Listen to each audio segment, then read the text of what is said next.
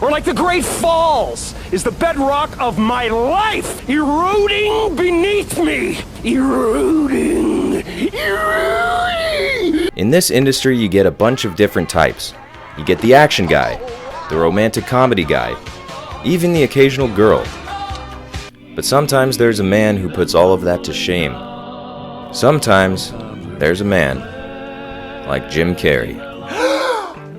Last week we talked about 3 Carrey classics that all came out in 1994.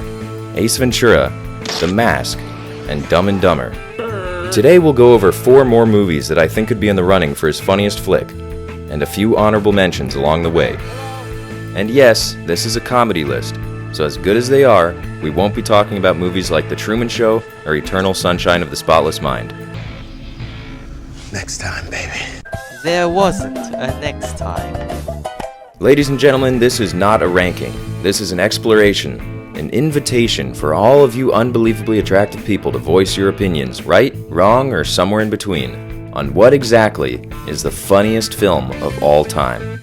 Hi, I'm Zach, and you're watching Zach Makes Movies, the channel where we talk about... You guessed it, Frank Stallone.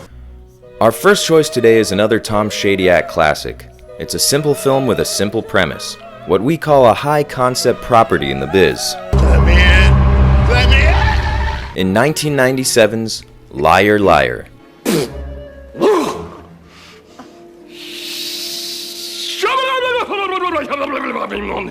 It may not be the funniest movie on this list. I've had better. But it could just be number 2. It was me! With a whole lot of heart and some very Carrey sight gags like this.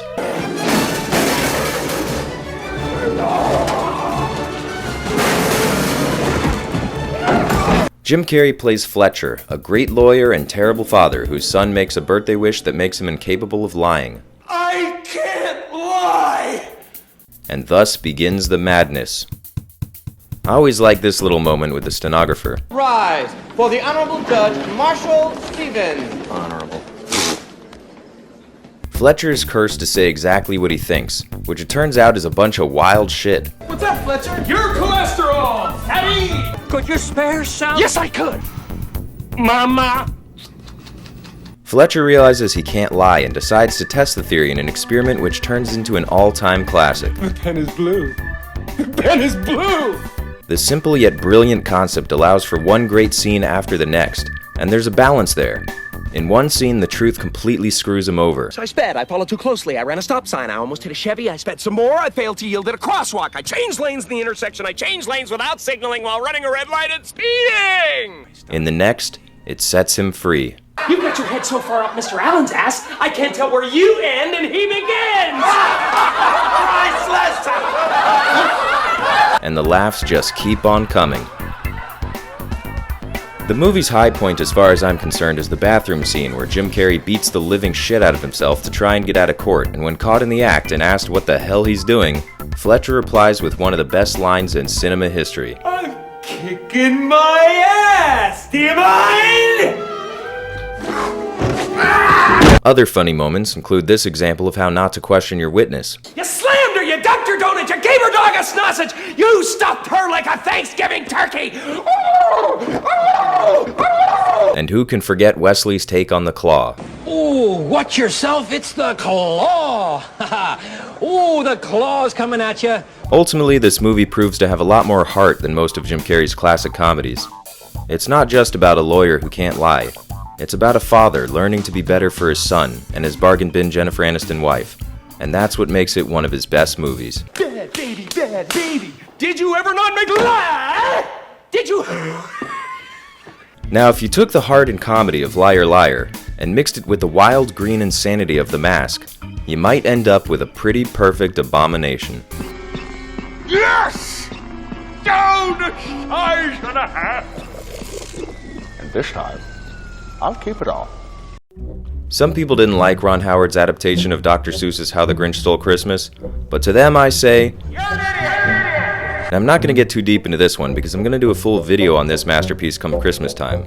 But for now I'll just say I think the funniest scene is this. 5 o'clock, solve world hunger. Tell no one. 6:30, dinner with me. I can't cancel that again. And this might be an all-time Jim Carrey moment. If you utter so much as one syllable, I'll hunt you down and gut you like a fish. If you'd like to fax me, press the star key. Alright, getting back on track. This next movie came out in 2003 and was directed by You guessed it. Tom Shadyac.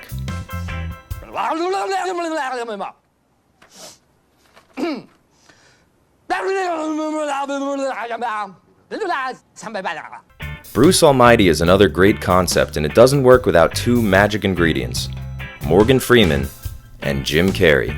Tell me, why did you throw the blue heart of the ocean jewel over the railing of the Titanic?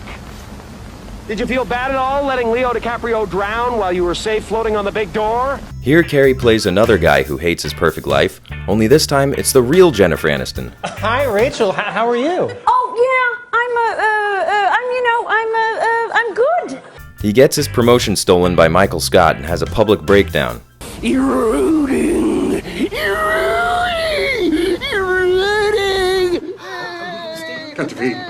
And he decides to blame... You guessed it. God isn't exactly who I expected him to be. But there's nobody who could have played the part better than the man himself. Thou shalt not tempt the Lord. Hey, if you can't do it, man, that's cool. 3, 2, 4, 9, 6, 8. Bruce doesn't believe him at first. But soon he's endowed with all of God's powers.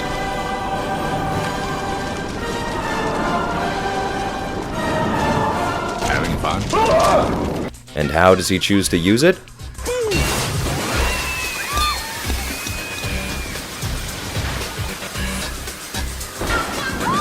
And let's not forget this little number. What a coincidence! Because that's today.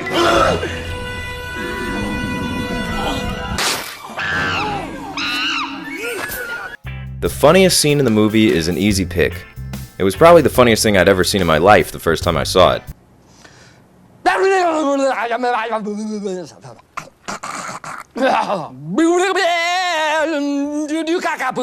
Another great moment is the classic bakery interview. Man from health department say he find rat pellet in our pastry, but I say no. Is big chocolate sprinkle. But while this movie has some of the stronger comedic moments of Carrey's 2000s era run, the majority of the third act is focused in on the romance story, with comedy sprinkled in. Go to black. Come on in. I'm Bruce Nolan for Eyewitness News. Back to you, fuckers. But even though this next movie technically classifies as a rom-com too, it goes a lot harder on the com. Let's dance.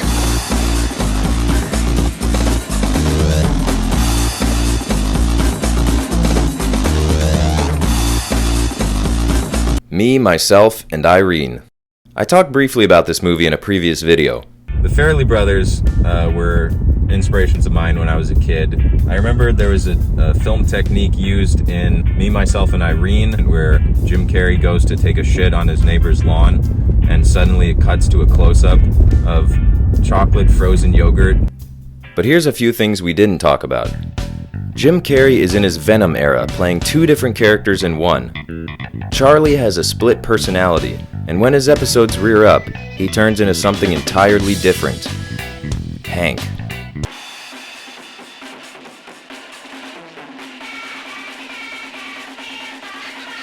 It's like The Mask without the mask. The two men couldn't be more different.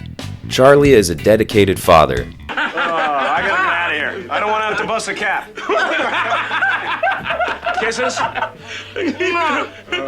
Daddy. And Hank I'm gonna tell my daddy on you, Charlie.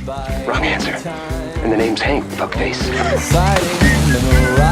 This is another fairly classic, and that means three things. Kooky characters that give way to hilariously mean comedy.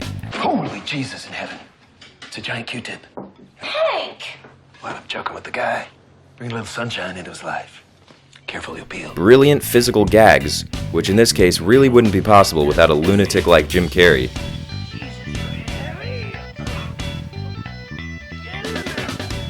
I mean, seriously, what the f*** is that? Who is this guy? And last but not least, a sweet ending. Man, I'm pretty sure she's looking, man. Before we get to my personal favorite, honorable mentions go to Yes Man,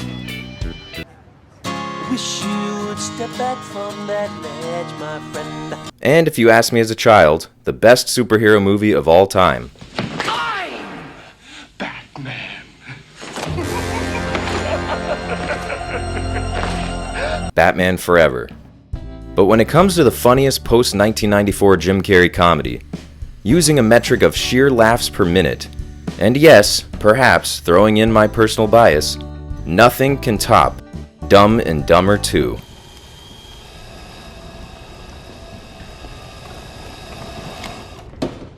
How about new? No, I'm kidding. I'm joking. Here you go. Excuse me. Your balls are showing. Bumblebee tuna? Ace Ventura, When Nature Calls. In place of Tom Shadyac, this time in the director's chair is Kung Pao master and co-creator of Jimmy Neutron Boy Genius, the great Steve Odekirk. The film starts with a shot-for-shot parody of the Sylvester Stallone movie Cliffhanger, but instead of a person, it's a raccoon.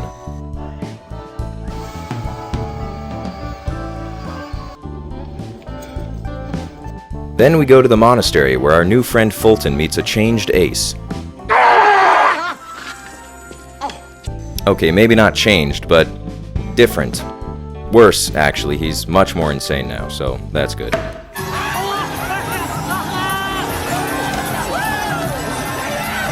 The Slinky bit is great. Slinky, Slinky, go, Slinky, go! The yak impression is spot on.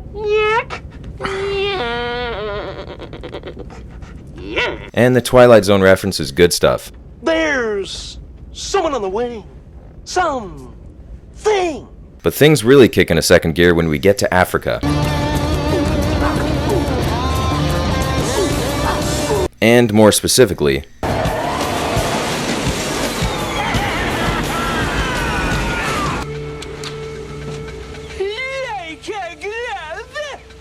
the consulate. Shall we?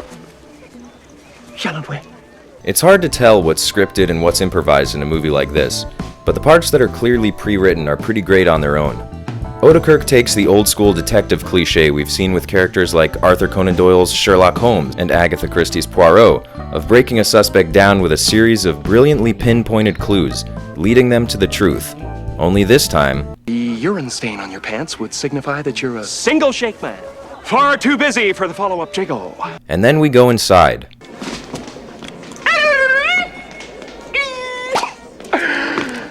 Do I have something in my teeth? But wait, there's more. Ace Ventura, pet detective. And you must be the Monopoly guy. As if the Monopoly guy line wasn't enough, Ace comes through with a left hook.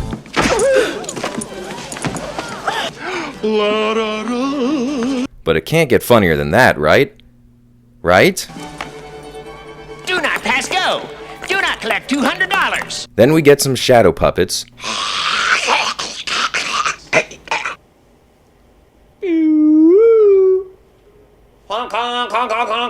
And a masterclass in facial expressions. But at the end of the day, Ace is a professional. Alright, we're now entering a reclusive tribe deep in the heart of Africa. Cultural differences are vast. We don't want to scare them off, They did not know about disease until the white man came. or disrespect their religion. But Ace is a good guy. He cares deeply about respecting this sacred tribe. He even went as far as learning the local language so as to better communicate with the chief. But most importantly, he's generous enough to adapt to their traditions. And definitely not defile the virgin. I'm so sorry, Mr. Ventura.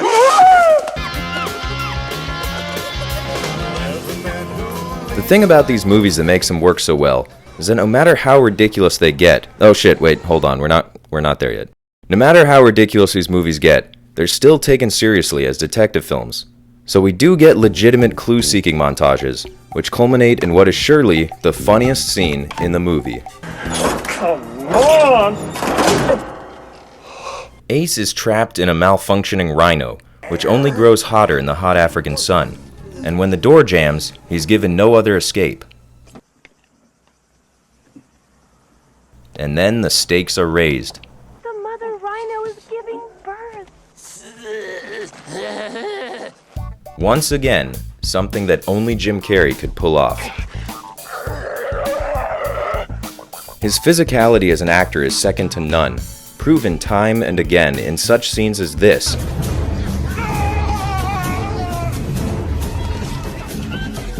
And the beginning of another classic montage scene.